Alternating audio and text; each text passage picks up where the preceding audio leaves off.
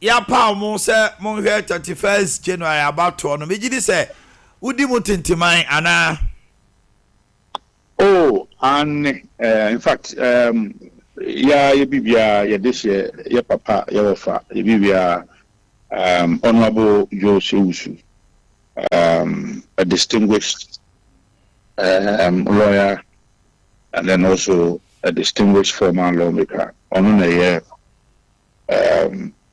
chairman for the committee, and also mayor vice chairman for the committee, a committee of 9.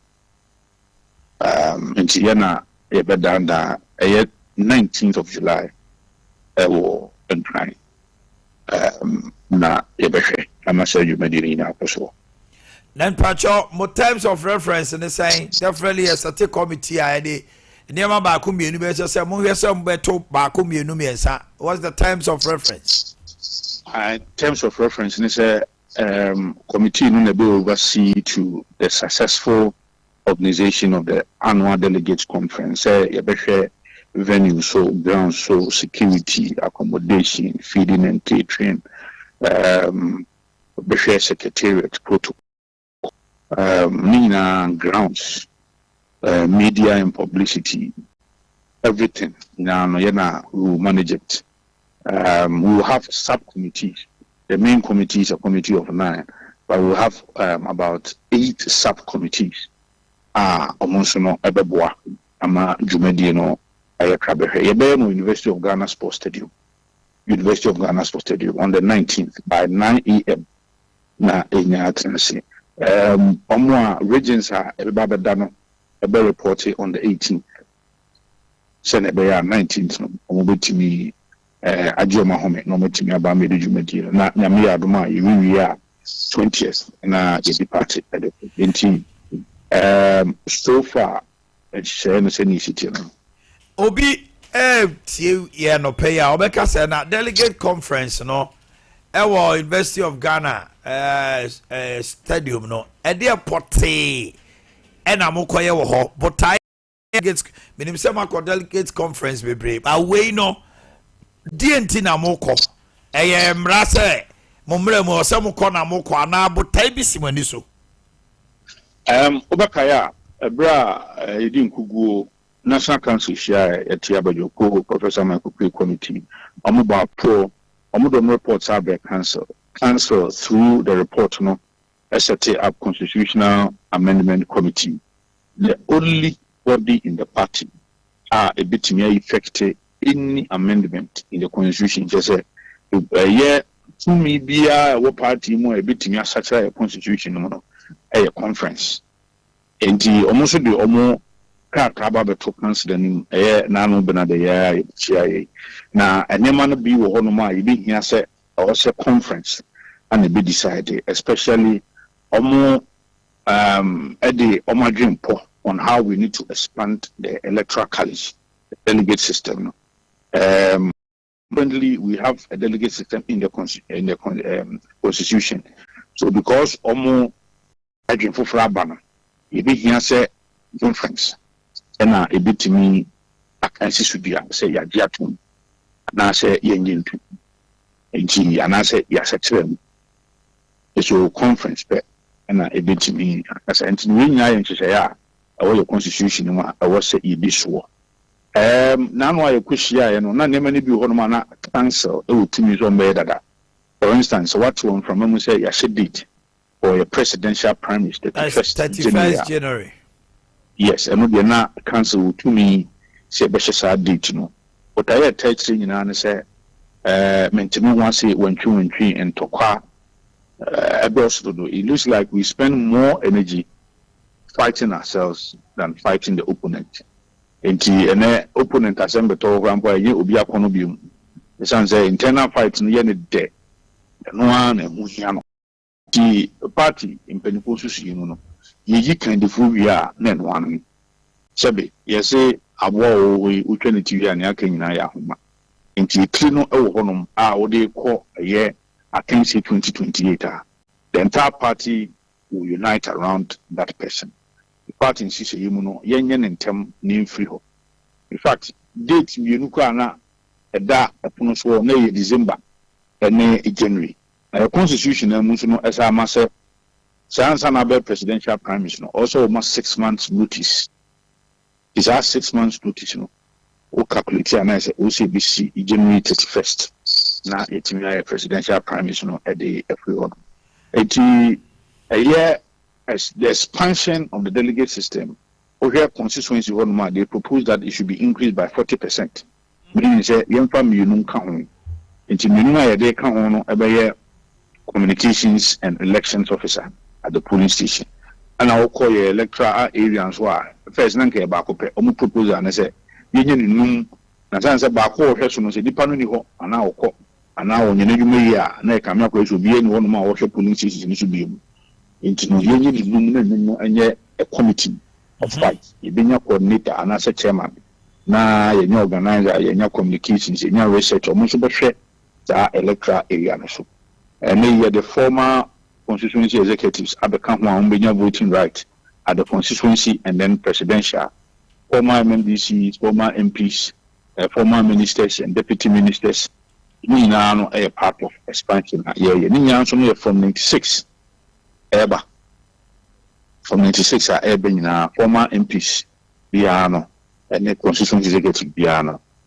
be mama omunya so no is that in fact they also recommended say they support the one man one vote, but however they are of the view say currently it will be difficult to implement, so council should put together implementation committee for the one man one vote Senator by 2028 no give it to me arrange that one man one vote because in their view a process and in the end you know limited expansion for now whilst we drive towards that one man one vote.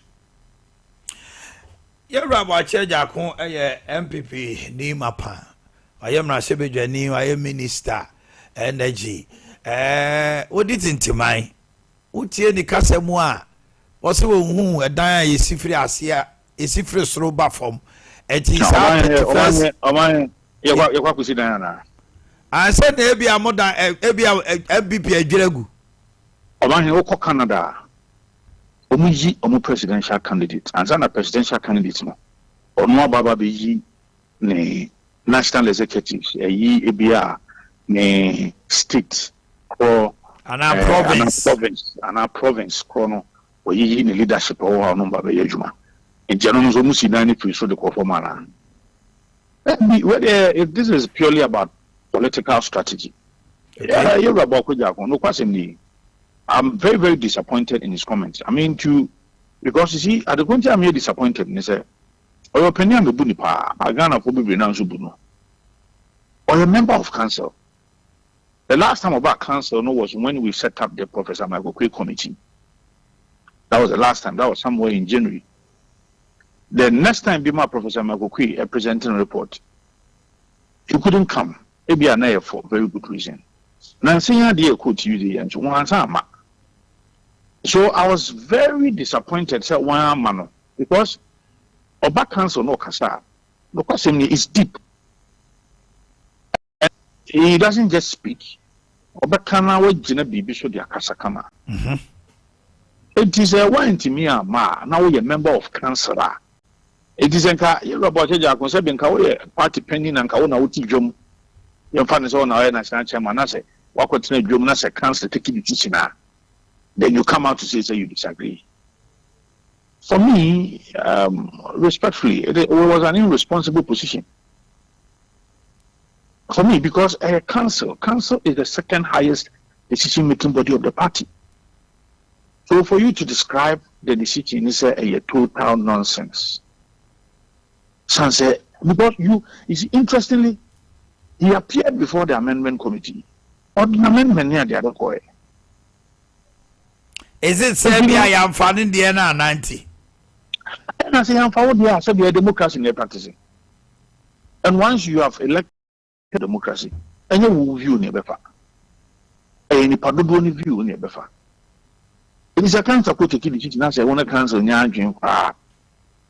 Either ubetinya criticize it, you have ukuta say, But for you to describe it, and especially when you're a member of council, say, when you're a member of party and any problem.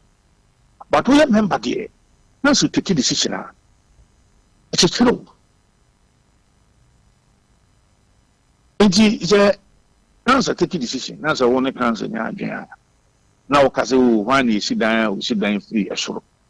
That is why I make say, Sabi, we shouldn't compare apples to oranges. And you're you see. That is why in US, the same thing. In Canada, and in some places, I'm even told in Australia, I'm a presidential candidate. Some major political parties, that is what they do. So that the entire party can rally around the leader now. You know. Find yourself now, Omanhene. Every internal fight, every linked to presidential primaries. That's right. That's you know. Every be near constituency. Odo pakutie na say you say your call council. Ye mpanimfo mienu a ye caution omo na ye bono regional chairman. Say no on Tony down. And Mr. Usubimpa. Obo mienu nya opa go into the comment.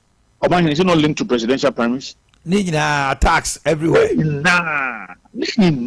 So the earlier the better. The radical changer amendment committee proposing is say, hey, you be a candy, Nino. Nasa did the wing out with clap. And they said we are going to in the next 2 years, Yan sign and who wants to sign and San Kuntokoya. And they in ka offer me, Gabia ye can't a buying to say or thereby to say a bonnet. But then I say you can't get a party matter once a mean. So you went to me in a candy, and it has never happened. Say presidential candidate be close to about 3 years to campaign. Oba knows here to me you can't by 31st of next month now. It means you're practically 3 years old. In fear me and sa. In fear me and some obet me a prod in Comobia Westwoody. A BC that. Obia when ya 1.5 years be. That's true. Intimacy in terms of the boy, any bemono. The moment you announce, say, your polling station elections is here, or more, and pennyform you mutin, and then I can say on authority, say, and Yakwana Messiah who say, you are a document so declare me. That's right. So the call. Okay. When you say a minute penny ban a champion so declare so the call. That's right. You are Kennedy so declare so the call. You are Baumia so declare so the call. Into a hack, you are come Japan so matiti to cry bear 5. You are Patrick Yaboama so yatis or no sober. Okay, it's near corner 6, near 7. The moment Obe announces Ukwakoye police station elections, all of these respected personalities will go down. They will rush the police station. You can create because police station, and the forming over 80% of the delegates about the presidential. Mm-hmm. All of them will go down there up in creative fashions. If you are not even careful, people may even be bringing Omuni polling station to come and contest for positions because if you are not Omunyenya, then it will bring problems.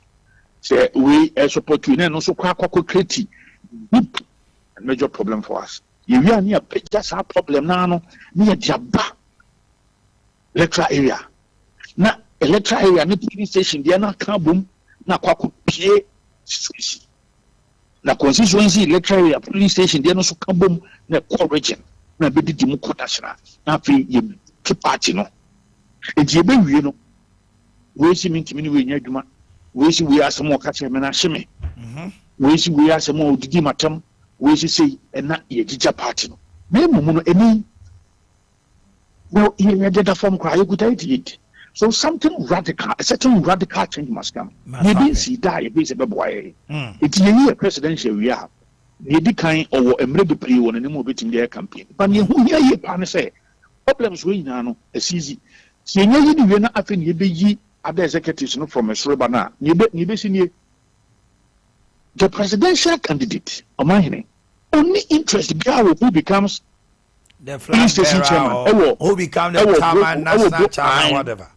He doesn't have any need to become a doesn't convoke now. Say, he presidential intermonswa, depend a bit say no bit in a Juma. Then that presidential candidate doesn't want to be president. Because we want our presidential candidate, you know. You need everybody. You need everybody to be president. You don't need few people to make you president. So every strategic, a wise presidential candidate elected will never meddle in the internal elections. He will want people don't campaign in my name. He will tell party executives, yes. Because we know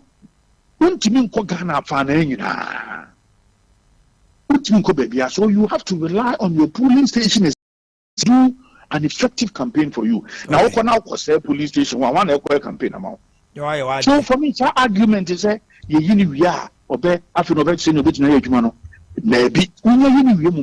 he doesn't have any interest again. But it's still no you know, and open the faith into the whole room after Okoka now or the other sponsor for police station, electoral area, consistency. As a way cry benefit Sika Seminole.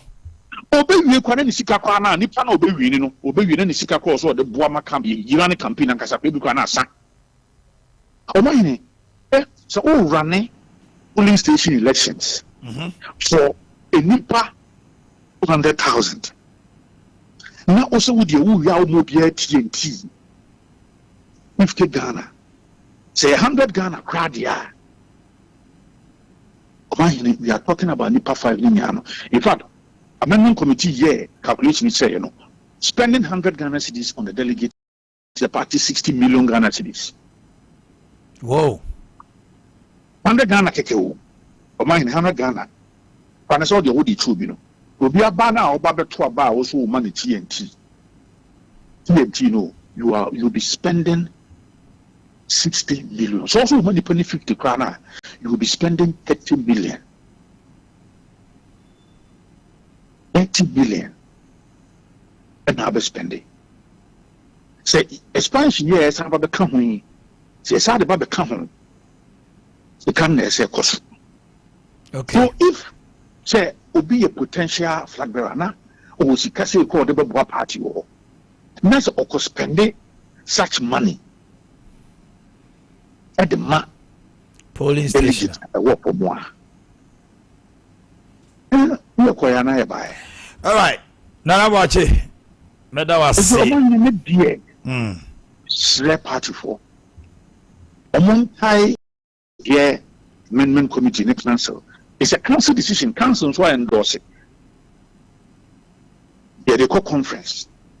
It's young TSC.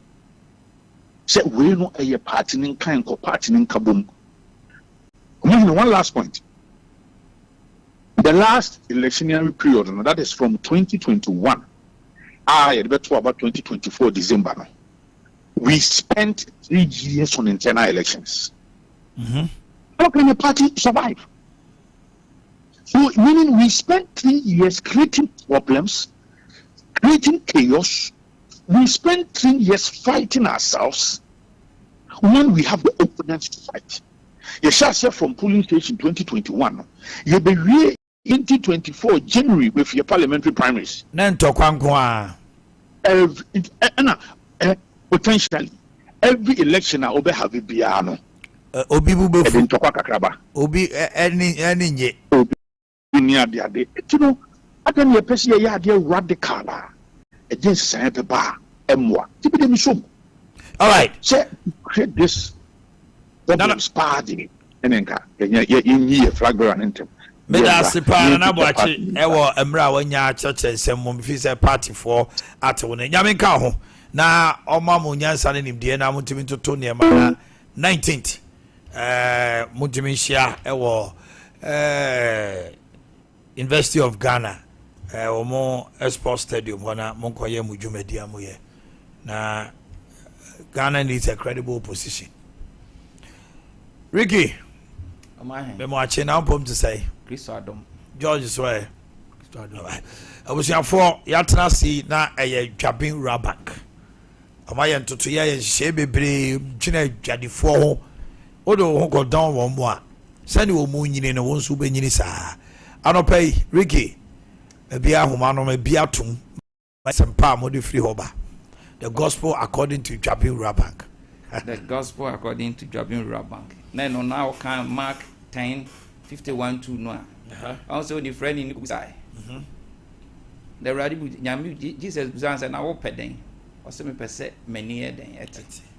And this all per se when it was a casimu. Now call a nim. Now when you assume you got peace of mind is very important. Very crucial. A regularity, a BP, a BBA. Mental. Yes, it is all per financial freedom. They are said in the friend in Kubusa Yesu na. Na nkoba bia for any trade Jabin Rabank. Edi kan yemfa chia ema ye tiefo ne ahwefo. Especially customers of Jabin Rabank. And yen ya CEO wa obra. Ni apeni. That array damwa. That's right. A deputy CEO Mr. Kwakwa HR and all staff and especially branch managers umunyina. Omo bom homodin. I mean some French yakese ma Mr. Mankwa our CEO Methodist Faith Hospital. Omanhene once a job in rural bank yenye selfish. Ohwe ya Tamwa Chamber of Commerce and Industries. Omo mayen award as best rural bank in 2023. Edi free ho yentrase. Yeguso na enra enso yakoya adia efe because yenim say patients ni bi betimi ayare definitely on beko hospital nti Ankaze Hospital is one of our stakeholders and hospital as general Ghana Health Service. Nti Jabin Rural Bank empanifo tenase and empanifo corporate social responsibility so ye extend bi wo ho. And run efe better a head of finance. Better nyina say am say ade e beye ye no omani aso. Ye say the beye patients no so call hospital eja. Enema bi wo ho omu hu a ebe mo omani age. Ye be koso aye sa aboa. Omanhene Jabin Rural Bank yes yenye ye selfish interest and ye hwehwe. Nti ye communities ni bedi dia ye adwuma ne de. Sa emwa kakra ye betimi aye de aboa sa communities no yeguso eye. Yeguso onza ye di 20 40th anniversary no. Na ye san guso a ni eduenua. Enua no yenyai yeguso dua. Na still na nansan ya san akwohye ayafa mo na yeguso dua. Ye dua because Jabin Rural Bank there we are aligned with health because ye gidie nyina kire say ye customers no ho to o munya hoden a ana ontimi ye adwuma obroni say health is wealth I just say all ye adwuma no na oni ahoden a ni sika sembeko enkoyi Omanhene ma menka asem bi encho yes sika semu no wanya sikasem baby papa ho beto wa wanhwe ya enema ebekwatia wo eno nti na ma Jabin Rural Bank ye ka ukọ some financial institutions bi ho a obi kura ho no ma oye bosumi adwuma na katia ban de omde kakra ma no na emom okọ pensioner obo nse okọje besia na yedin Jabin Rural Bank ye pese ye boa ye pensioners ni ti no even pensioners omoba ye boa wom e wo sikasemu e wo loan semu eni ade na de wo mene ne se ye hu se omo enfie no kwanim na hoden no eni wom sikasem no eso ate kakra nti no Jabin Rural Bank den hye ya to a e ma interest rate na ye den aba form e de boa sa pensioners nti se oya pensioner na wo ba bi na afro se ba bi a wo no edu ba bi na nka se bi uhia bi kakra e de a hwe atu a ba school fees e de aboa efie na emu oden a fa when ni chere Jabin Rural Bank ye no betra se ayen hyehyeye na yetimi ama wakatua na befa one so yetimi asupporto Omanhene loan je enye bone na emom dwumadi a wodidi no eno na ebetimi chere se ye papa anase eye bone enti ya de niam bebre or see take loan today and build and save yourself from tomorrow's stress say obi wo ha o se me de me besia de me nyi bi da abesia menye nti wo nsa adwuma na woye no no ade na ho odin ni nyansa ni bibia okwa nso ontimi nkọ nanim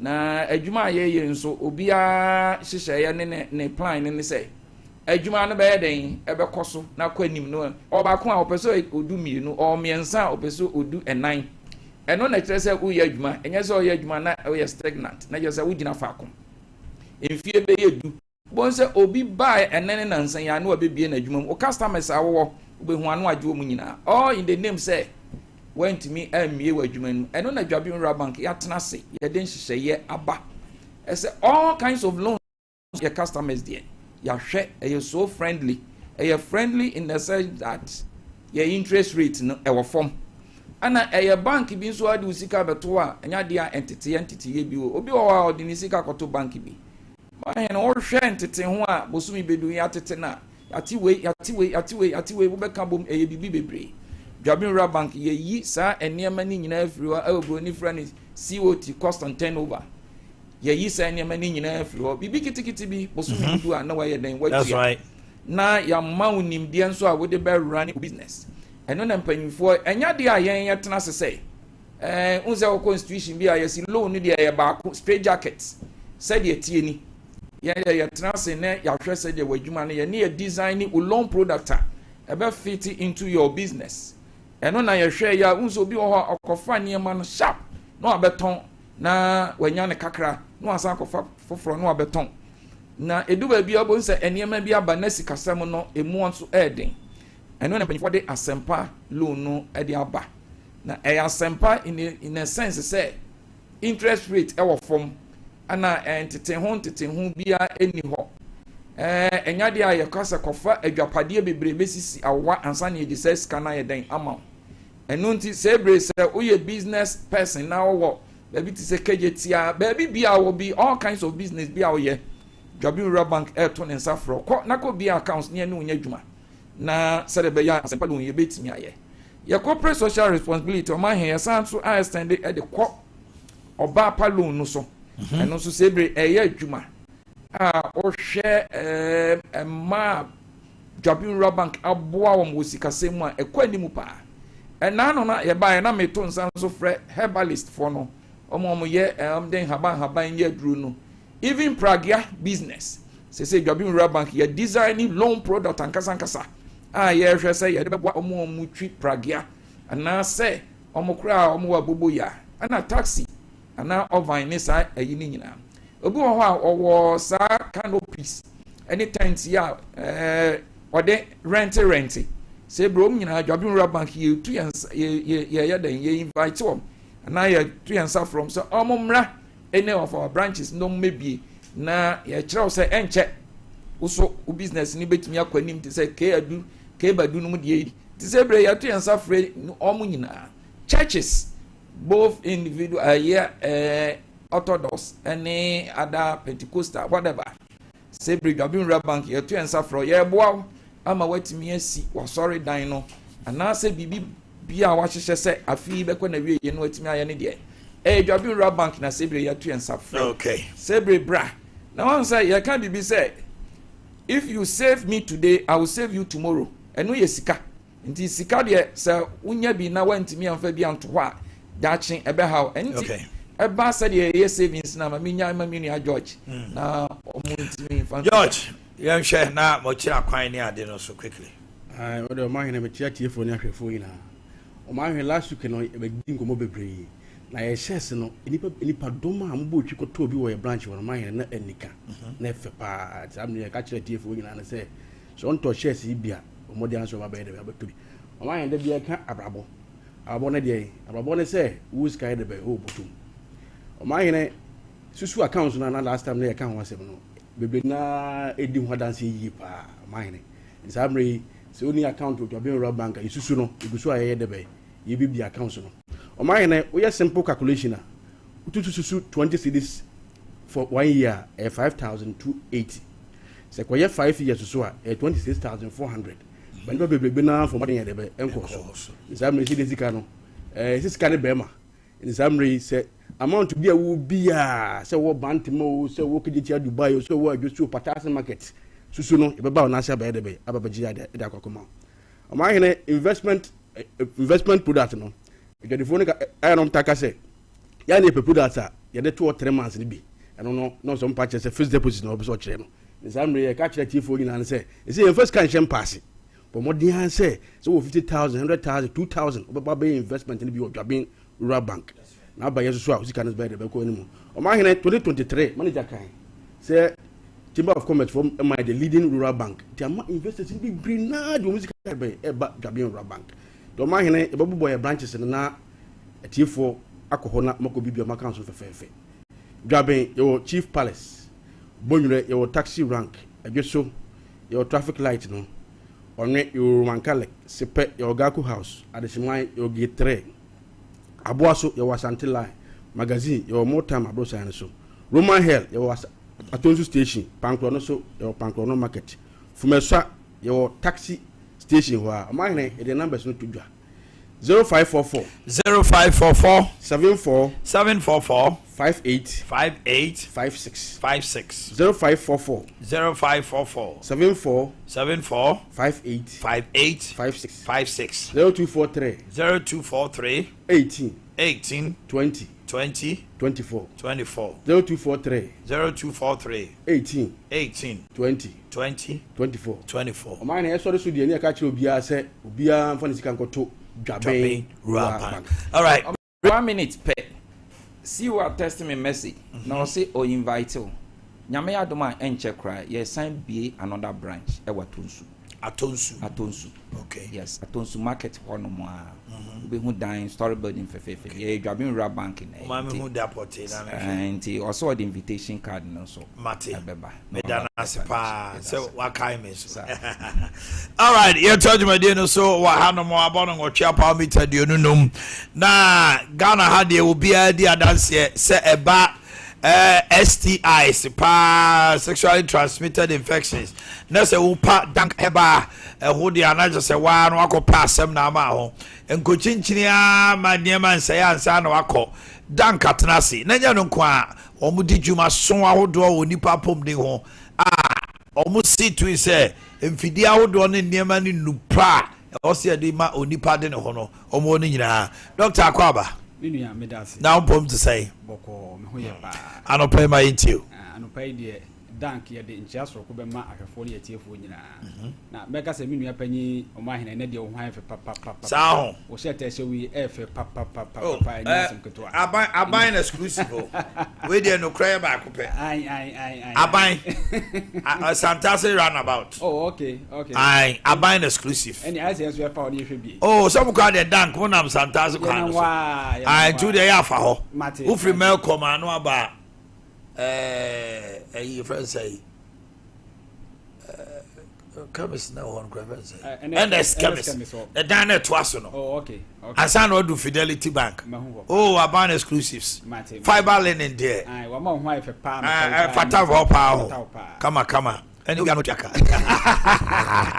But we do pay. Yo, Dank Natural Healthcare Complex. You can't Dank Natural Healthcare Complex. Ade ba ko ana obia di nim ye. Se ne Omanhene di kan enam saade sade. Krum wan mo bia ne ho no ma obetimi de ne ho atoto Dank. Na Dank ade ba ko a ye hwe anase ekwan ye fa so ye hwe yare pa ye bibia ye fe no holistic healthcare. Last time me ba ha na me chechire mu kakra. Holistic healthcare de se wo hwe obi a wo fa nipa na pom di ni nyina tofa. That's right. Na wa bo nipa no ama time a wo se nipa no yare no nipa no the quality of life anase se obeti ewiase de no so ankofom. Se me kana sa de me pa ache nyina ne se ye mpese be mo oduro bi obi wono ma ye ma na duro a aduro de ma no na tese ama ontimi kura mo ne bra aduro obi wono ma ono ma agese oda ho obi wono ma ono ma duro agese na ni so bre na ontimi nya hwe wo se nipa ne yare no e wo se wo hwe se nipa no na bra bomu no ankasa no obetimi aye bibia na Dank Natural Healthcare Complex ene ye kwan a ye fa so ye se yare ahodo a ye de ba aso ye nyina na ade ba ko ne se wo de nam sa ade ba na tricky kakra enti na conventional places bebre ho no ma ukwa na complaints na etaba ne say doc me ko ye ma maduro no e ko foma na sa ba asoro na ade ba ko aba ne say enam sa ade moa no o ma soro strains bebre abam variant bebre abam che say o ma danda o ho bebre enti ama sa nnu na kane no na nke de tu o mase no dodo na wo no ma aya na nye den enya adwuma ade ba ko so no say ye onipa bebre ho no ma o ma to sa antibiotics ni bebre anonoma amasese o my resistant nti wo nipa a wote sa danger wo mu oni se emra ebia wo hia se ye ma antibiotic no afa edi ma wa na nya adwuma efise wo system no sa aduro no ma na flood wo system na sa ko hye wo system no mama emwa no kura ni meduro ne dada enti o mabɔ mo ban ayeden efiri ho enti yade bia e dangerous pa enu tira na ye ka se enam sa ade ye wa se gonorrhea se syphilis se herpes se chlamydia se ye human papilloma virus emu bia be ye bia no na se hepatitis emu bia be ye bia no wan kasa emfa opɛ enkoto aduro no bradanka so ye de yentu ase ma wo enam sa ade na ehu susanso ni bi ni se oba bi wo hono ma wo se wo ho ana ne morre aye den ni trinwi so etimi tutu na no ho ye ne basa obi ho no ma wase dog me fa ha se esu bi na me ho saa menti ase obi ho so a na poso ne na poso saa ade a me kan wan we obeka se bia malaria na acho na poso ne na poso na e ne ya pa okocheke malaria wo typhoid test bi bia nim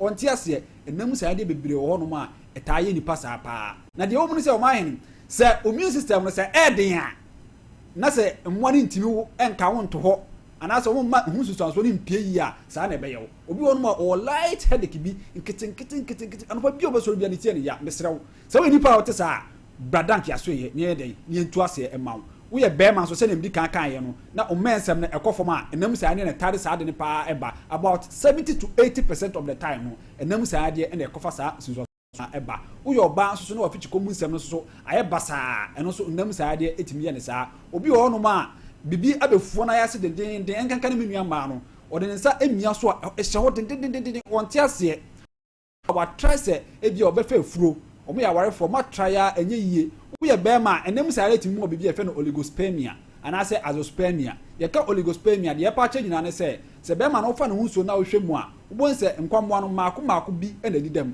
na saa maako no kwa didam no omo nsan so nye den enye den wo ye be ma wo te saa se wo hye oba nyinsa na ebe den na obi a wo azoospermia de wo hwe no hunso no mu a eyensuo saa kwa nkwamwa no baako kura mpo enim ye wonam saa de bebre ho no ma etimi ko block ba bi a sperm no anase nkwamwa no free a eba beka hunso ho na akọ oba no no enti saa no ba we nyina ye ho adwuma ye betu yare na se ama woso wanya ho na tese bonya fa ho die afiri saa yade no ho ade baako so no se yanka hu se enam saa yade etimi ma be ma wodun so a obema mu eye wo ya obi wo ho a ne de no emu keka no obi wo so so a bibi asisi ne de no ho tan obi wo no ma ne de no ensa na ekwa na aba saa de na eye ni nyina enam saa de ni stages bebre eno no enti se wo ye obi a wote saa ma onanye ntientia ewo dank na plus ya so ye ma me fam numbers no entudwa numbers no 0244 01 75 56 0244 01 75 56 and I say 0266 59 33 0266 59 33 kai hu se dank yaso ye na ewo trade yaso ye ewo Ghana ha nyina eye ba akopɛ sentia ne se tine de bia me ba me ka no ye mpese obeba na yesi obi ni ho ana se doc watu kwan asemasi okọ branch we da bi ye ni sa no ma ne bi ewo dank obeba no ne nyina ya tena se ye adwuma firi efiada ekosi memenda efiri adwada kosi efiada de ye adwuma firi 8 anopa 8 ye pon anwumre 5 na memenda de ye sha se anopa 8 a ye pon awia 3 into se oba na wahye no so amaye na se waba within time no na ya boa so enam saa de no ehun susu aso ni bisanso ni oba bi wo no ma nsuo gu no saa obeda asori bia na sebi ni anda wemu na afọ bema bi wo so a obeda asori bia na se odwonso a na se we se dwonso se ka na obekọ no enye dwonso no ohu ensuo bi a different a enye dwonso na wota hu obi won so a wadwonso awie no obi se akire no na nsuo fitaa bi ebi won so a ya na e kala foforo bi bo se na aba obi wo so a ono de ne de moja ankasa na odwonso na moja ewo wuti sa eye very dangerous pa e wo se oba eme eden ye hwe ema because no ma bebre betima akoso sa including endam sa ade a mekan na wahwe endam sa ade so ehun susu anso ba ko a amafo bebre emfa omani enkoso eye ahokeka endam sa ade betima ma ho akeka wanhwe yi a obeka se bi a yato aduro obi wo no ma se wodi nsuo ka no ho a ade a no ho beye ne e wo ha no kyese enya asam ketoa obetiti no sa enkanka ne se mfifiri ate ne kakra bi no ne ho beye ne hene sa wodwen ho a wonte ase obi wo so a enam sa ade ana ama enkanka menua ma no enam sa ade etimi de enka boni bi ebegyina ho wo yo ba wote sa bra ye betu ase ama wo kra na wo obi so a hepatitis ana aka ho yenkan hu se hepatitis enso so namu saade hepatitis hepatitis B ta ka ho asemi namu saade na hepatitis no so no emu mako akodo be num enti ye hepatitis A wo ho ye hepatitis B wo ho ye hepatitis C wo ho hepatitis D ana hepatitis E enum ana wo ho but aha no de enti ana ye ka B no ho asem pii ne say B no ana abibrem ha no je say e wo ha pa that's right ana ye ka ho asem ye ka ne say no dank yes say yare ahodo bebre enye nnam saade nko a say o diabetes na ekura beda ho a obetim de abadank yaso ye we obi a wo pressure wa ankasa wonim say o pressure wo soro pa wonu madura enkofom a wo so obetimi aba ama yahwe ama dank ma me fa numbers no ensa so entu dwabim ne fa nko ye the numbers no 0244 01 75 56 0244 01 75 56 and I say 0266 59 33 30 0266 59 33 30 na Omanhene answer na meko no uye obi na pressure wo so pa na opese chese ye boawa ubetimi ayeden aba na ade ba ko ubetimi aye na aboa ma pressure aye kama pa ne say ube use garlic ubeta nso use garlic pa eno so ane ewo ayaresa mu enti say uye obi a enfa say pressure akosoro da bi a wo no umme hospital saa a ubetimi akwa enti fitiase no ubetimi afa garlic akra na wawe no wanu nso ayeden aguso wonu nso ni nyina aguso nyina na wo ye ntentem a wo kɔ ayaresa bia kai hu saa ti wo ye saa ebeboa wo ama chese ahoto no aye kama pa nti dank de ka nyina ne se wo yare bia se ye namu saade ana se yare amagbobo so imu bia obetimi e de aden aba ama ya tama natural health care complex ya ahotofie ampa doc nyamisha se mugusu a moboa ma Ghana apomden so ACP have a wonderful day. Okay, mabejo for baba betrase na ya twetwe enkomo no anopay na enkomo no nyina no ebe koso kama what's the pan? Okay, Godfred Akwesi Frimpong TESCOM president, KNUST communication team member.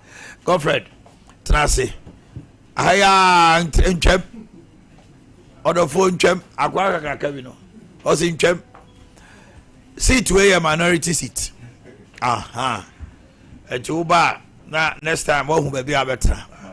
Okay, Abdul Mujib Abdul Rahman, salam alaikum. Wa alaikum salam. Now I'm to say ija ebede nyame asese asori anapana mujedi afrosani na mujedi mu afrosani yes edi aseda eni kabia na be mo twedi. Say Godfred, so who you there? Yeah, do bad they say pa anopay yatna se minim se mo dodo na mo atwen yen. Ministry of Education expressing the satisfaction with quality and quantity of food koso ewo senior high school. Ni nyina ne se abanda da no ye de ne friend no buffer stock. No de aduane ekoma asukufo no a no tua 20% as ade a your friend no say capitation. I'm so be here. Obi abotro no ha. Okay. Capitation. I'm going to mama to mu say oni headmasters ne kasa no emwa enti no omo baaye no eno ayira haru na see almost about 600 million Ghana cedis no betua e de ama heads of institutions yes senior high school for feeding. Now or say the quality and quantity is not something omani so amabi mu kasa say is this an old system no and a year and a new system no na year or say there be they toss me or say sanitary pad policy no locally manufactured sanitary pads and are going forward my penny ashes or mufanya day Emma MPP 31st of January womu to Franca Kotwaba now may you Franca to the be say there be what is the meaning of top bottom if you say bottom up is the best. Wacheja kwa kasa no pay Nana B swabe kasa ewo ho. So we're very disappointed in the comment coming from the man. Afei ade ba ko a edi aban bi anya sanitation. Obapani John Mama said there be going forward MMDAs and NCBA guidelines member. We cannot centralize sanitation. If you want to zoom lion, aban no no nkita hodie na ba wiye. Akofa nsem pi aba. These and many more. And I no pay ye dwene ho ewa ha. Na ya pe ne poma sibere. Godfred why there MPP. We are babuna waters corner udi mabuna nim ewo ho den. Mami Musao, this decision to what extent now visa bet me aboa mo rebuilding. Ebi mo see there be mu ko see them free from abra foundation in the hall. Ebi mo see there be so na apa into wo boss wa di pan benya ba bi di ni ti ahye. Mami ti ano pay. Godfrey. Omanhene watching that's pa away akunya kasibe. Ano pay mamentia eye Sompa eye afo. Wona adane de nyina jebren so ehwe eye. Ajo Mike na so green. Me also. I saw green oh. Me. Aha. I feel now kasa na ba.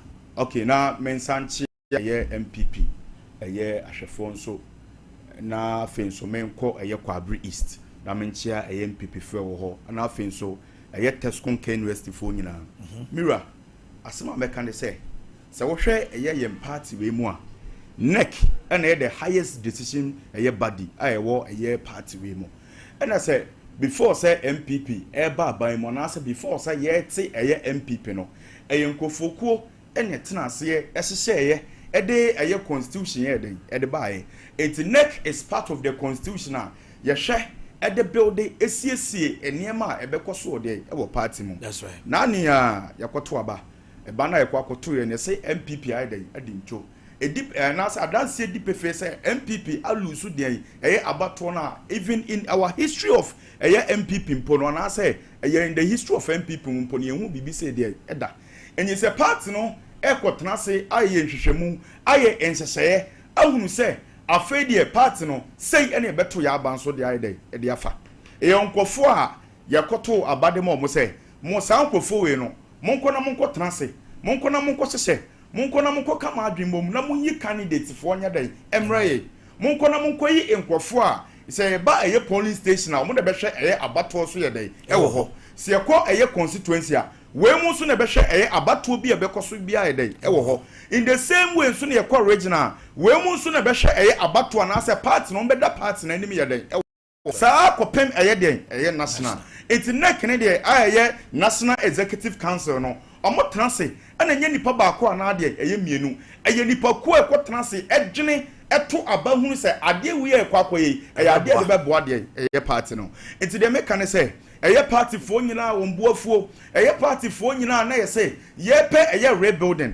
anase ye pe eye enhyehye foforo a edi betimi aboa ama party no etimi aye den agina yie no enu nti na neck no ho ye den emaye no ye say eye July e be ya party no kwakoye eye delegate conference aye say ensem na neck ba be ka kire no ye na eye delegate anase sa delegate fo na mo ye koto abama mo anaye ma amnam ye papa no mo a eto abade ma mo se mo nkonko gina party na aye den anamu e police station region police station constituency region and a national nyina monko na monko jintum sa de mo beji atum anase mo nyen de entum intimesre say omo asabi etwa adwo omo asabi ekasa omo asabi omo buafu anase eye reforms omo de ba party no nyina no the best say the highest decision body of the party and akotransia aye sanche we ede ba e se hwe na se ebo enyo nea omo eye ne so a eye July ya mo menko na yenko kasa daabi ye bonye dai enyo so se ekoso ekeka nsem bi eweyemu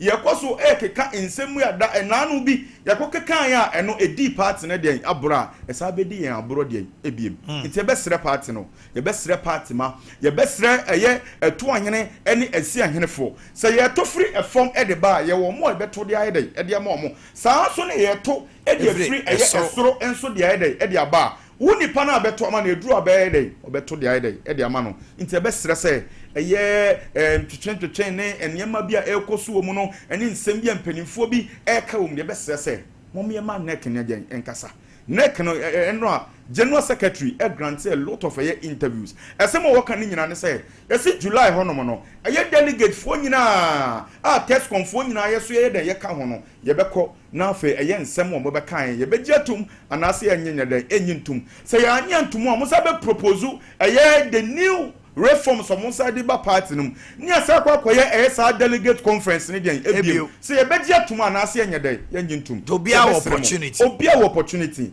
etinye se bia ya koka na se neka be kan de final say da bi efie mpo no se ye wonti se bia ye den ekoso e wo ye fie kura na ye wo mo ba bonte be ka se oh asem ye koso nka mo de fa bibi se ye den ebeye enti ye party ye amanyosem ne ye yinti no ye besre ye party ma ye besre wona sabi ba bonte be kasa ensem asabi ote kura ehuri akoma ana ensem bia sabi ote kura entwa ye wo party no ye sre mo momye nyina anya dai ennandi na momye nyina entwen July national delegate conference no na yenkoso enko kire se ade a net for the bai ye begye atum anase anya dai enyintum enti ba ana asema mesa kan se NDC fo nyai ensema omo ye dai omo kafa yensema ye den ye kan obi nyi candidate bi anya dai ema obi nkoka se ye de nipa A ana B ana C na eden eba ana NDC force o master take kasa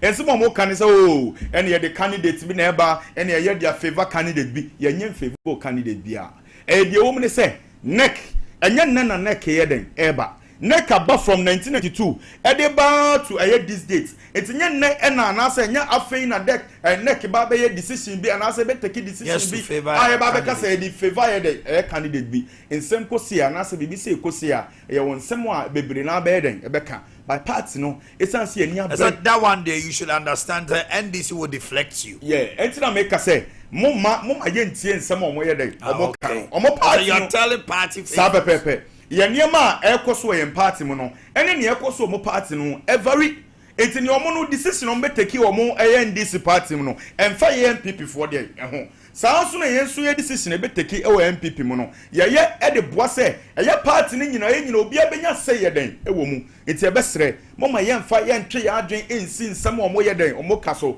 anye saa e be ye den e be hai se ye start ni e di ye nkosua na ye na ati nkokọ na yenso ye benya ne da ate ne be ye den ye nya biem enti e be sere momye nyi yaso emfrinia manfo keka ho ne party mpanimfo bi omo asabi o maba benya appointment wo party no mu da wona edi MPs da wona edi ministers da wona impono kwaku etoda anase omo a ene nyina omo kura position ni nyina no ye besere se munyai de omo ye den omo ka no na momye hwe de neck ensesaya omo be ye isi akroma pa committee for July conference Pai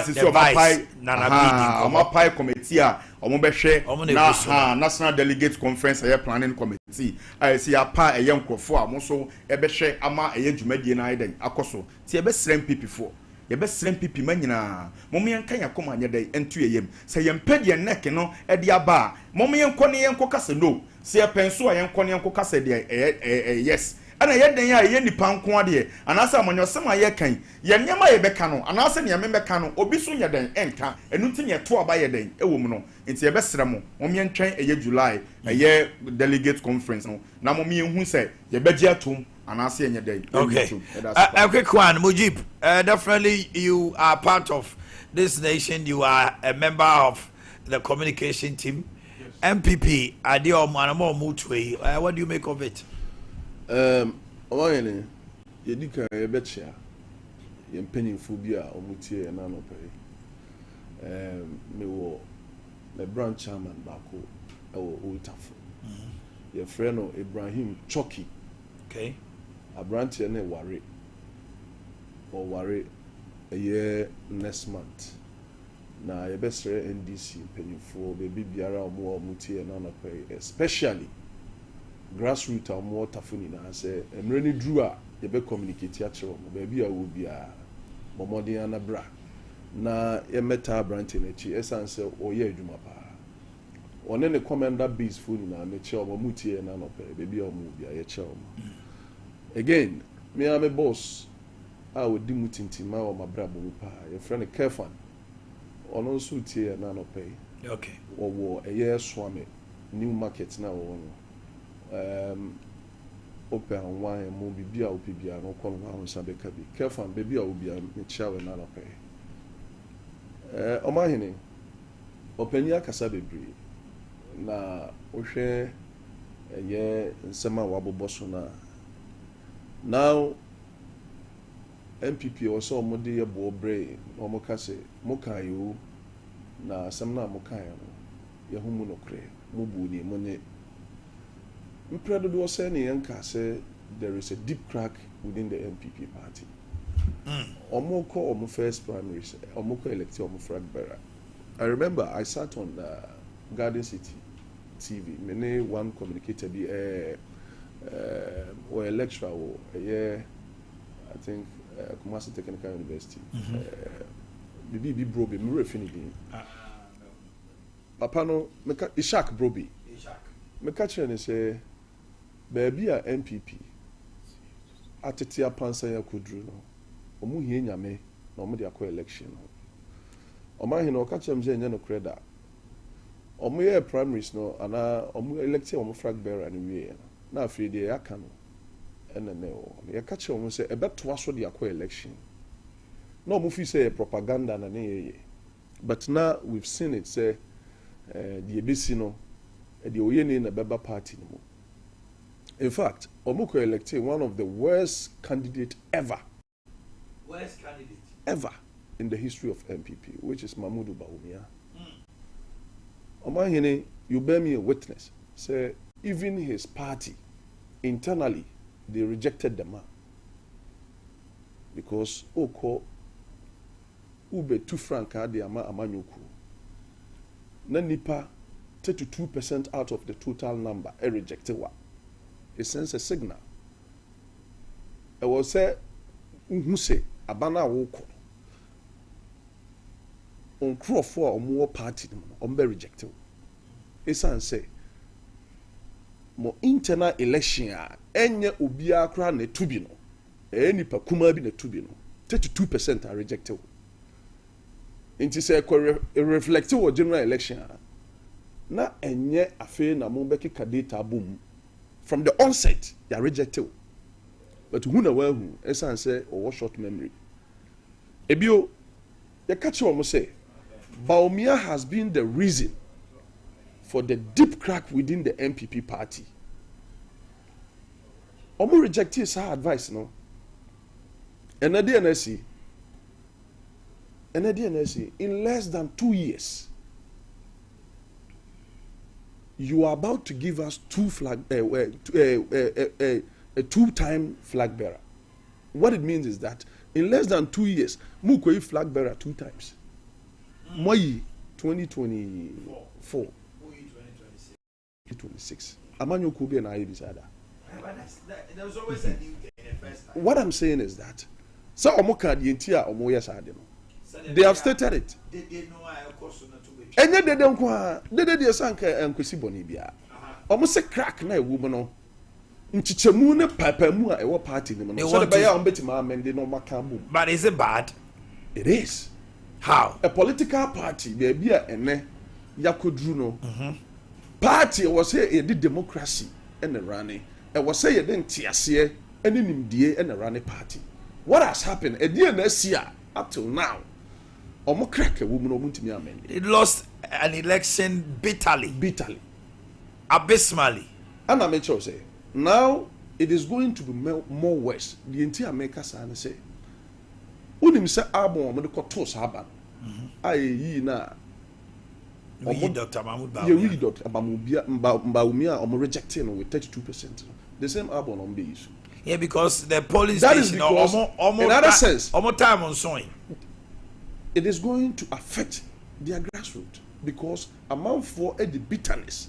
People were preparing to come to the constituency to be able to get the opportunity to go and vote against him.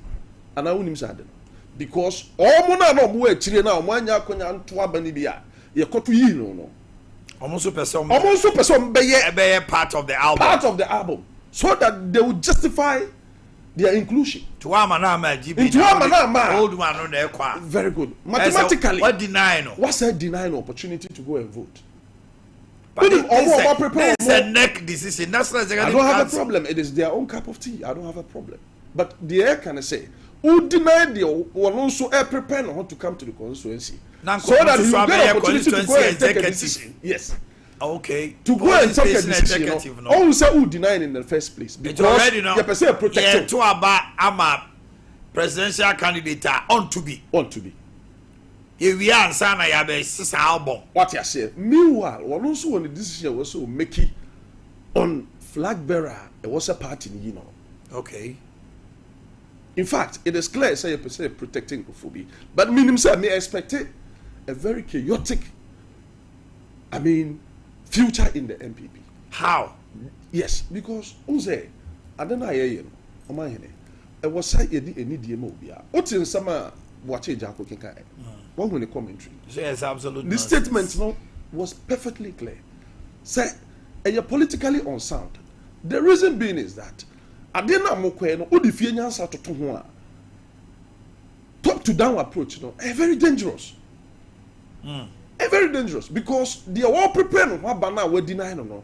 What the oyaw ebeside treachery. What's hard to say ni pana? What no call ya mulusu drastic. What's hard to look drastic no so. Mathematically, we be say 20 of which that is our praise. Omanhene dey make sure that say, "Intino ade bi abuye bia no. Mamu nya ne chinchina etwan second say de musibu mama nyuku. Ye will be an autonomous decision that you've been taking. The more bedrooms up in Pennsylvania. In fact, it's none of our business. The umbe ya mo betete mo party mo bia no. Ye de what you say?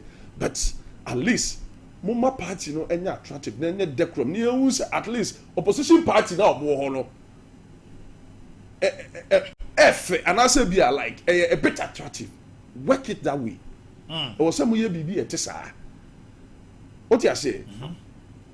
NDC, are not doing NDC, when you look at our party, everything that we put in place, and then and Omojai can say NDC Amanyoko and it default and then Omojai can. Until then, ne kasa eda omano. Afedi e wohu nhyehyaya eye NDC Amanyoko yedi gu akwamudani dani na.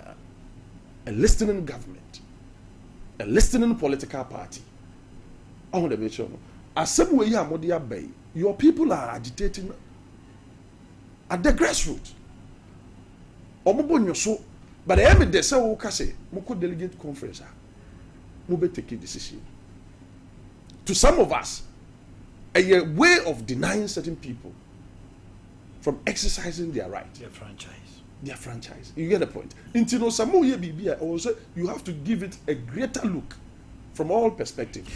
Okay. To us, it is a very bad, and on the other hand, it is a win for us. A good omen. Mame Brown champion on sanitation. Our Omanhene Yaw mama so only say, and only the way to go. Centralizing sanitation. Remember you say districts it taking up almost sanitation. Now I say nipa bako.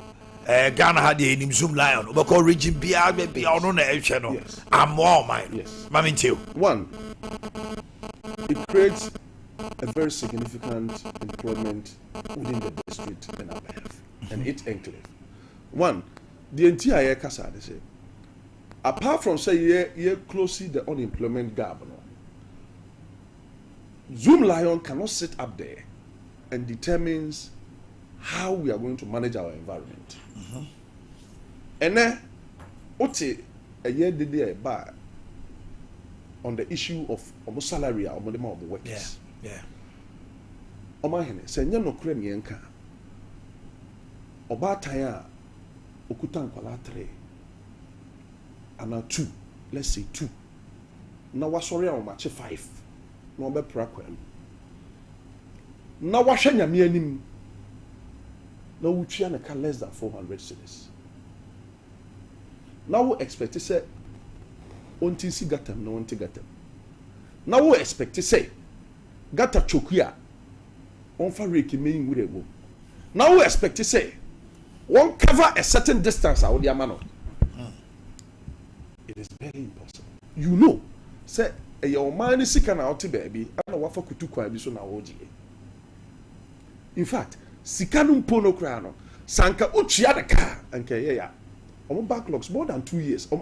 Just say Zoom Lion workers no ya na me ya say ye nya ye no mu bi enka omasem ma wo omasem ye yipa. Listen into all the problems are surrounding when it comes to omodjuma no omoye no across the various districts and municipalities no. You who say MYA because sanitation is a key when it comes to country development. That's right. Listen into no ye decentralize no. Ama ya fefo obi anya biaye to create an employment that is to make sure we close the unemployment gap from 8.4% to a certain 14% and above. You make sure so you be reduce our gap and I be close our gap. Into the district, any municipality piano. Oman penny ama makunya say, yan say this time around, all the budget will come to them so that or more sanitation companies and or more sad district and municipality or more companies are making my yes edumano infam edumano ma or more mom the nim baby a year municipal no and our district no about drainage problems in Iiadeakye to avoid flooding or more the nim baby nguri anankasa day e free ba omo nanim baby a omo somu a ye be avoid the flood in any municipality because say oti yem fa na say typical example say tafo na oti a baby a tafo ye drainage no nani ekire bia no ye na ye tafo ni enim. That's right. Inti unkofa obi free baby e mekire yen kwa ye mfa so a ye be pra ana ye be sanitize yem pattern. That's right. Na san inti no eno be boa ama ya make sure say yempatem ehun bete kama to avoid unnecessary sickness be to say cholera and anyoma no. Intino, it is a good curve for the people of Ghana. Omo mpoma emre kakra a de ombetima ene so ombe pra. Omo ni biya omatena fia cha omunya adwuma nye.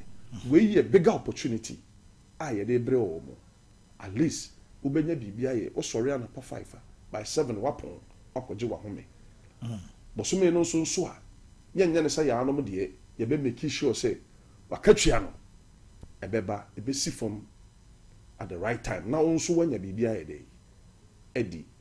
Listen, it is a good decision from His Excellency John Dramani Mahama and a good care for the nation to its entirety. If you say abe some near Bumu de Ruyi na Timamufu Ejuma Pa, His Excellency John Dramani. Fafria HS, Minister of Education, Ira Haruna, somehow can say he's totally dissatisfied with quality and quantity. Sika odema teacher for some for feeding kwalano. I might be more kasasa.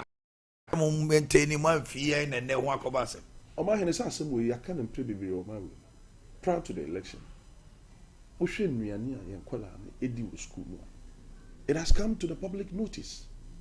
Yet the video beto about it. Kwanya yesagu eye mutum. No, by also 6 months, they almost take any decision to avert it. Say he's not happy because he can't free. Baba stock a dear name, good.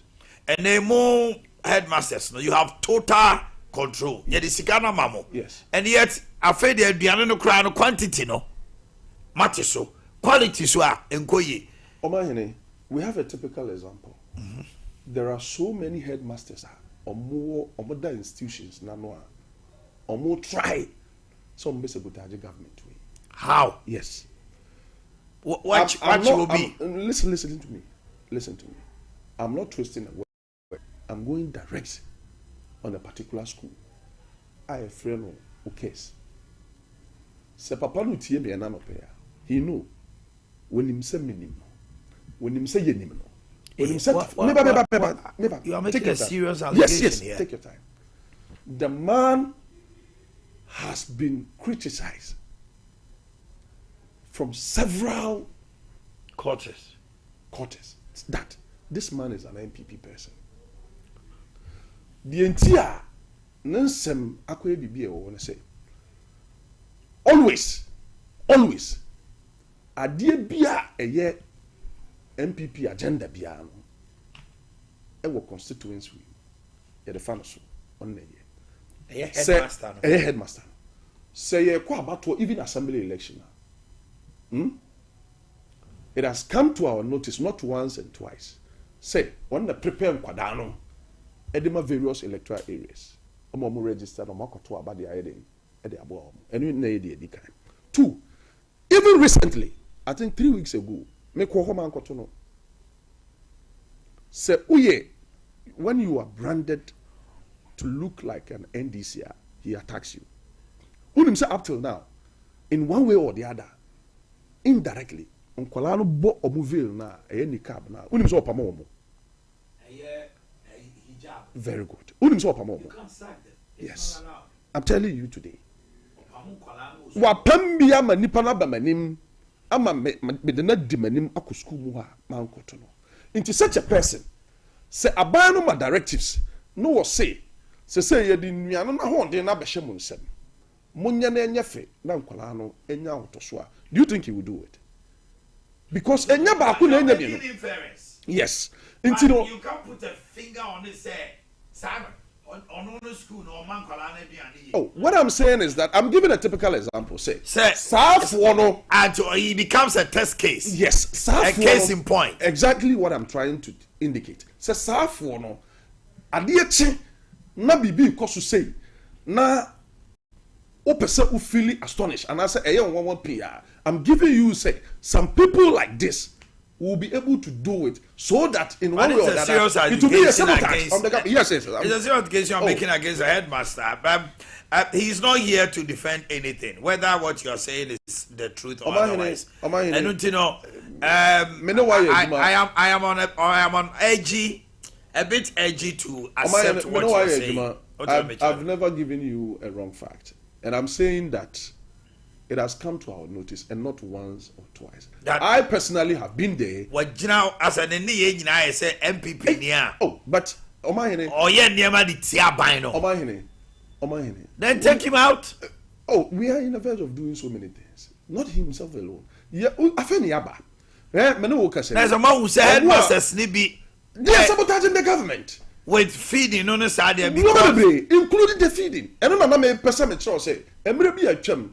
Ye bohu deuro esa nuane ankwada ni di ene kwan a omfa so edi omaduane unhealthy ebi wo aduane no kra no say wo aduane na ase ya throw out. It's very dangerous. Into say aba mu na the new directives aba say ye the ahonde no mamo a why should we remain in the same quarters? I get you. I don't think I was say basa. Okay. Ne say no dia o say education minister ohun say nyoma pinko ye esanse nkrofo na no order da no omoda so post e bebre da so ho I was say making sure say won say won ye ne nyoma bi ensen fata quickly na asesa. Okay, abu cheap no Godfred mira ma memra won chain na ye hwe on the school feeding esemi na mintie also there now dey ayinawe maybe ahoma no tura me da sepa mira on say omen kasem bi say obi ohono mo a omfa akonya mana oba eye abai mo na se wote akira ohuni se ade na nipa na ya mana akonya no ne de no ontime nyeden enye yenhwe na NDC fo ewo akire ya na no to boy den eba park so yenhwe eniema ekoso emra na MPP aban eba ye se da bi enuani yema eye buffer stop fo emfa enuane supply farmer eden ye school fo yi ekodu nwebi buffer stock mpom ka kire nse inuane na ye de ma students anase de ma enkwala ni de no inuane a sebio asai apro a inuane a sebi ahode nya den enim ntomo kan sembebre fa ho ye kai se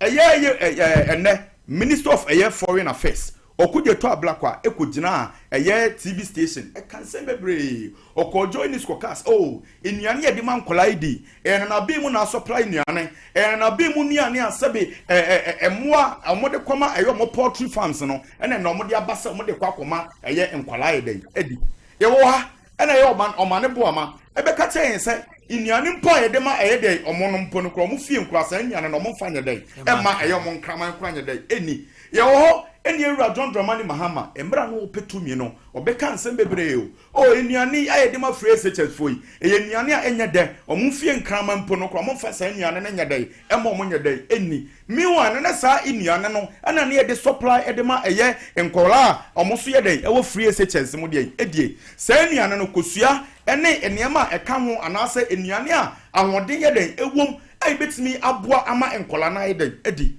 me kai say in the year 2022 yakoye project bi awoye KSTS Kumasi Technical Kumasi Senior Technical School yakwa hono say enti nuane ndi mankola na yeden edinye watermelon den ewo mu enti yakoye for 1 week ye ode bi omudi wache edi kosua edi watermelon yo say edi say nuane dey supply the mass students we na still na ye wo enkrofo bi omugina ho ka che sa nuane we mpo no kra no omfa ma omfie di ye enkraman ene eye Minister of Education wose nkenya WhatsApp no use wa enka onim kura se saa enuane kura de ma eye ana gari ni abenkwan e supply de ma enkwala ni de kura enuane aye den atantan de NDC for na never ati omo no NDC for na never aye den ati omo no va se va ati omo e never na ati omo I let the val expose omo I expose omo enti nsema na omo kan ne saa nsema na omo kan na aye den I expose dey omo no what does that mean? I mean bajala ene enuane a omo say yemfa nkoma de eye asukufo nye de eni no mo say yemfa nkoma headmaster de fo no mo supply wo ho na ye wura John Dramani Mahama kan o say da bi e o schools omo nkan ho e o schools omo Kumasi a enti se yakwa ye nkan ho no mo a ye de eye sika ne be ma master for no mo ko eye makola de eye dwom omo ko makola dwom a no mo ko akoto eye mudwan na omato aponte na omato eye enema ahodo de akwa de eye students and sa niema ne ye de yehu sa niema no because of say no ma yensise bi say da bi omo ba ban mu a eye ekwan bia so mema eye free senior high school eye policy sa niema we abrase bia be de ebe brase ya ka kire Ghana for say eye sankrofo sa policy ye de abai ebo over eye 1 million eye students wo Ghana ha say no sankrofo we ba ombe say sa policy no ensema ye kan no ene na ye den edi adanse no ensema ye kan no ene ne esansem yi ema Ghana fo hu se ampa MPP fo eye aban mo ba eye sa social intervention program no mutimi ye ema ne akono ye den wo Ghana ha say ene education minister say omadi kan spend eye 600 million Ghana cedis almost spend 300 million Ghana cedis just hu nsem o ye den o keka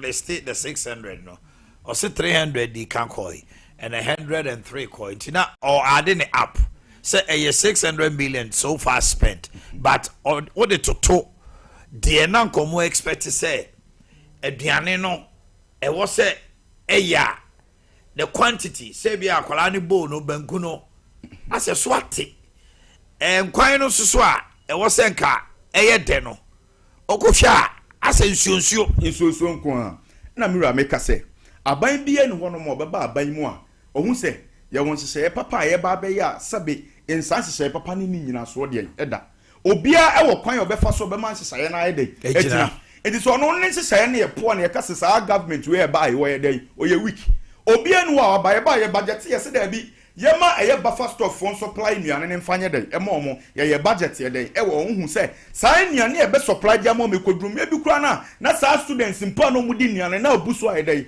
ama omo ye kai se yakọ eye sa school mu onom ekoye sa 1 week project ye den e wo honom kura no sa nuane ne ebo 11 ebo 10 kura na yetimi yi bi pie e ma students ne den edi ben nei sa nuane ne mpo ne se ne quality no ene ne quantity so ye den atia na etimi se sa mo project no mo project ye for ye free senior high school say enkwala enuane ye de be supply dia mo for ye school feeding program no kura ye den asay because omo bae omo say omo beye ensese na sansese no yama eye makolafo ana yama eye kedetiafo ni yama eye big eye market wo Ghana ha say no eye headmasters for no akwakoje eye enuane afiro no mo ano ato a supply dia eden e de ama omo mira ni krom ya MPP government 2023 you suspending head teachers for kurom here. You suspending over 8 head teachers I say omo akodi nnuane anase sika bia ebe supply nnuane dia dey e am omo ye nia your time you did it so hu bia ade na mo suspended dey omo it means say projections ene enema omo dey ekomu na ye week enu tina emma ene san nnuane na omo pese nnuane anase students ne dey edi no. But you agree with me, sir, buffer stock also had serious problems. As I speak with you, there are a lot of suppliers also about where they taking it up. You agree with me, sir, at a point in time. Charles came out and said they were not even getting the food. Mira, by Yankonya, a day bia, students be complaining, say, because I say, sign the year 2024 no kwana. Na emu complain say yesika bi kra yede akokam no na aban no na say Ministry of Finance no and na release say asika na nyede emomo but yes still kra na e wonuane na supply dem enkwala na mo di mo nya bi di yeden eye me kai say eye day student fo am ye koye project wo no mo kra nya bi nuane bi yeden edi be ne wo kwa day fo no kra mo nko because nuane kra de ma eye omo da school mo mpo no nuane ne kra nya dey enya akono ntuni oye day student no ene kwa ko di say nuane no say omo ntwa day student aduane no ena make say saa omo no enya akono ntie ma omo nko oni onkonko ye dey enkodi wura be say say nuane no say ukọ ho akwa he say nuane na obeka che bia wo ba na say wunua bi ana ba we ba ya na dada no a we ya ye no complain say palm oil enuane palm no soup ne gari ne niema bi omo de ma omo no say nuane omo hu ye na atantan de ye dey but the same NDC complained during your time also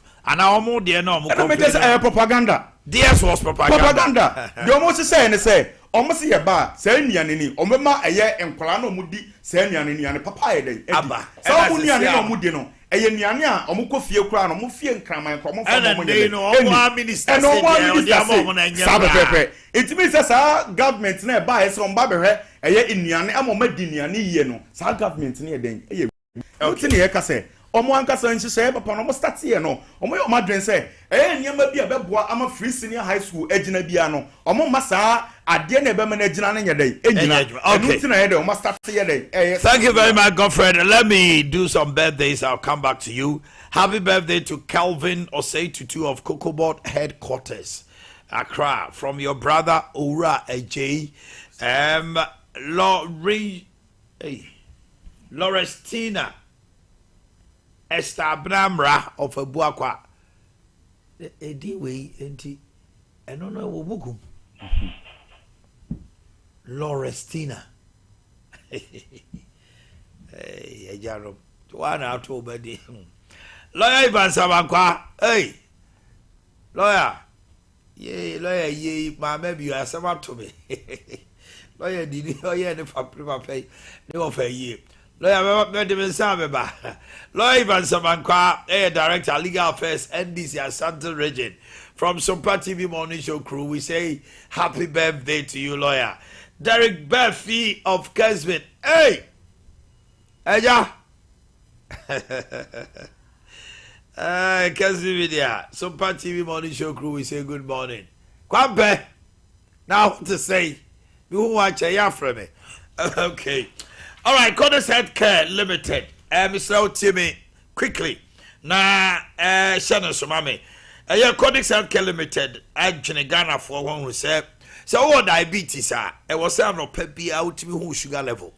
If you didn't be a babu on my over checking, if you say be 80, so then I'm 12, it be a very 4, so now a low sugar, Debbie. Yeah, the code free and code free plus glucometaba. And a dead TV, so no, a check your sugar, my own be a come. At the pharmacy, be oh, Sons Chemist, Jab, NNA, Saks Pharmacy, more. Any patasi, Lancer Chemist, and also be home. Mr. Say, oh, Pebia call pharmacy, so now Pebi Cratoa. Friend 0540647867. 0540647867.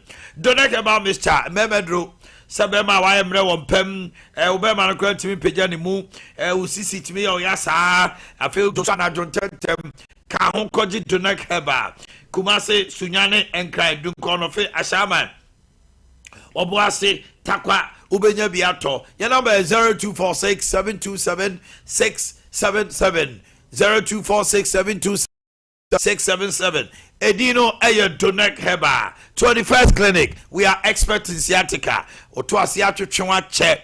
And manin kwa yesa na mitu mi yam to asiem yati hosa. Abra 21st Clinic echewo. We are the sciatica expert. Bra, the mfa bidro kan massage and machine treatment hold on scan services. Now be dia dance say bibia akoso ama. Fre 0540 311 311. Kumasi ya bebia Sompa we Iiadeakye Abia obehu 0540311311 Kanjina magic drinking water. One and she American formal say calcium, magnesium, potassium, iron, ashemuma, hydrogen rich minerals in kwa 8.5 pH alkaline water. Bomodina Bremen UGC Tafuni Road, Abawa Route to Junction. Ofra 0241 449191 opeso ye distributor opeso ye agent ofra no bejo chen komo obia je kanjin and magic drinking water atum I fail to take toothpaste from Years, whitening toothpaste from Years, and herbal toothpaste from Years. Your prince, princess, monarch, dude, duchess. Uko Joshua toothbrush, the toothpaste here, Years toothpaste, Years toothbrush. Bisewa, uyobia oye juma ahututio also. And I'll call Juma taxi driver, trotro driver, Priaga. Ube kwaba wa bre, police ni wa ye Juma wa bre, 1 to 2, nya 360 capsules. Eye Dawood, onom, now the ointment na chichi, yes, as a bro, de o ni nyina ko. Freya was 0244 886437. Dawood, ointment and Dawood 360 capsules 0244 886437. OCP Ghana ekuafo yonko papa bi mo amudi atoko e mo ebronum ne cereals and asa atosode ye vegetables no wo de ni OCP 15 OCP 2010 wo de OCP TSP ukodwa so a fertilizer de eno ani OCP Fred 0555 909 437 0555 909 437. Ash foam, feel it, know it.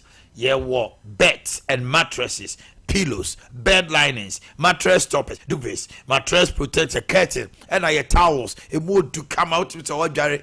Now they Boroba Chuchu one on the other side of Kano. Kumasi Mall, your Santase Tafo Ahonjo SG Mall, your main office, and our Melody showroom. I walk at say Ash foam, feel it, know it. Bomodina Fred 055 657 9214 055 657 9214. What you fear now to ako baby? Person see if you year call Ash foam. I think a reputable renting company. No, open driver ni any loaders. When you fear the no way bema, ye foul juma sisia. Ubetuma lodu nkonyano lodu chairs no. Lodu tables, canopies, cheese tents, couple chairs. Couples chair no the idea where the engagement no tables no mix fans I would do ebe bomb from fa na oba ya share ya rent sa nema we nyina wedding na we ye na we ye there na we ye Freya was 0244 265 987 ye nkonya no ye mono ye canopies ye mono the idea wedding mono bu ane de no tim say we twi na che enye Freya 0244 265 987 0244 265 987. Tabita Clinic health screening on the 20th, which is Echina. Oba 30 cedis for OPD card.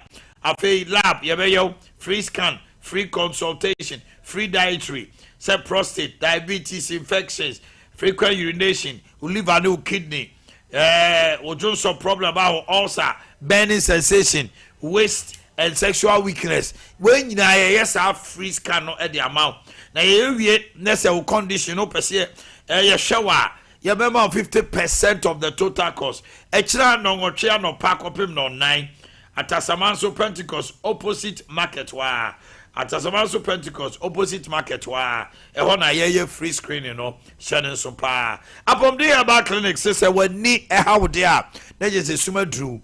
If we are so nipa da sani when ni any kania and into glaucoma, eye pressure, cataract, ana eye syphilis long sighted eye sight short sighted nyina no fa be dan apomden herbal clinic ye wo sofo line soldier for kwano so ye ne Assemblies of God dan no asori ne di hwanimu say compound e wo minimu usisi ye wo ya o de poa gonorrhea na adokro wa say ne wo be mamu ka pepe ulcer hernia blood pressure sexual weakness ni nyina no apomden herbal clinic your number is 0551 098 961 0551 098 961 Shani Sumo ye was so for lie so jala kwano so a ye ni Assemblies of God edi ehwanimu.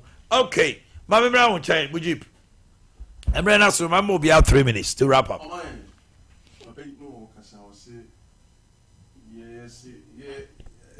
Endi samanyo kuni ye opposition ye bani na ye trimo pone se ye bese free SHS sa nkomo wi omoda sudi nkomo e demoko opposition omoda sudi how many times ana ye gina simpi so aka chere say free SHS over our dead body say be free SHS free o man esa say Boakye my phone. But near the air can I say free SHS no say modern ban nyoma bebre wo wa anwene ho ye. That is what we were saying. Ye wo nyoma e wo say ye man ye. In fact ye kasa no maka che wo say ye di kai make pronouncement no strategy e wo say ye na nkwada no enya omofa hodie no eno ne ya start.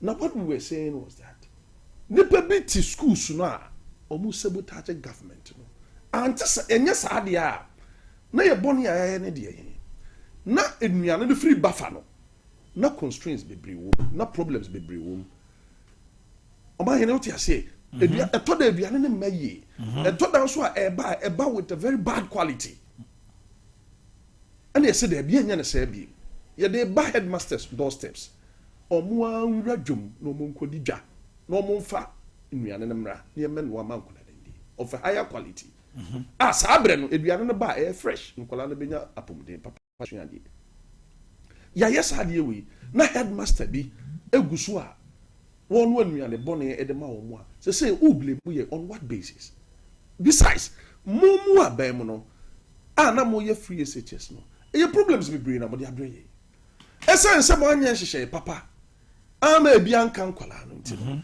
one classroom ubenya nkwada bako 100 no but one classroom overcrowded classrooms na nkola ne team you kroma na mo ye double track so green na so red akura betina fia no wafa na improving say na e dokre wo my way ya ka say e blocks na ya ye no mo mfa nya adwuma mo reject it esa say na ya ye nti more deficit when it comes to classrooms. And you can say, Society, shame the one she but any free SHS and any papa. Until you buy a beshishen, you just have to keep quiet and watch us. Abba papa and Abba. Just watch. Because ye bet me a streamline in your ma. A man crown one out. And I'm telling you this on authority. Say no mother bria mo ye during mo era. I will free SHS. Yeah, may I say you. But free SHS will continue to be maintained. And yadi be free. So what the hana all the free SHS? Sabe propaganda say. Ye per se say na. Then you have to come back again. Because we need the worker. Essence free SHS. Ochina and ye chair any day baby na no. Ye da sujina baby ejina. So free SHS has come to stay. Omanhene me neba no be see no. Okay, but no see that me call you. E dey chia stronko e ma eye carefan. Ugusu a wo hwe program no. Mesre Nyankopon paye e de ma no. Nyankopon wonti na ne mo nkyere no. Na onye ne kese da ne da ni na.